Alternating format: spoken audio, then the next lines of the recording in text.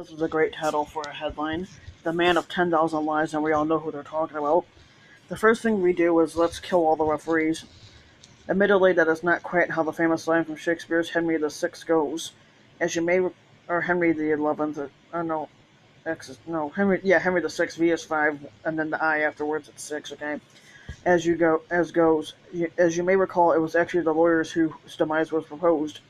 But though no one is known to have uttered the words above, they still neatly encompass the strategy conservatives have long used against the so-called media, namely undermine them and thus their ability to act as arbiters of truth with relentless attacks on their credibility. No less an authority than conservative pundit Charlie Sykes admitted as much in a 2016 interview with journalist Oliver Darcy. We basically eliminated any of the referees, the gatekeepers, he said of himself and his conservative colleagues. Sykes spoke during the 2016 campaign when people were still stunned at the barrage of untruth spewing from the Republican candidate. We've created this monster, said Sykes, adding that at a certain point you wake up and you realize you destroyed the credibility of any credible news outlet out there, and I'm feeling to a certain extent that we are reaping the whirlwind at that. In related news, 45 told his 10,000th lie of his squatter of since he started squatting in the White House on Friday. This, according to the Washington Post, which maintains the database of all the times 45 has exaggerated or distorted or misled on this truth. 10,000 in lies and counting. Feels like there ought to be a statue of or something. And what does 45 lie about? Pretty much everything. He lies about the border wall, claiming it is being built. It isn't. He lies about his tax cut, claiming it was the biggest in history. It wasn't. He lies about the Mueller report, claiming it exonerates him, and it does not. Indeed, the very same weekend he notched his dubious milestone. 45 told a particularly gruesome whopper about supposed legislation empowering a new mother and her doctor to determine whether or not they will execute the baby.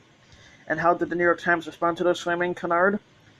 It called it inaccurate, which raised something of a stink on Twitter. That's not surprising. Calling that hogwash inaccurate is like saying the Titanic was delayed. The Times is not alone. Almost news organizations have resisted calling 45's lies.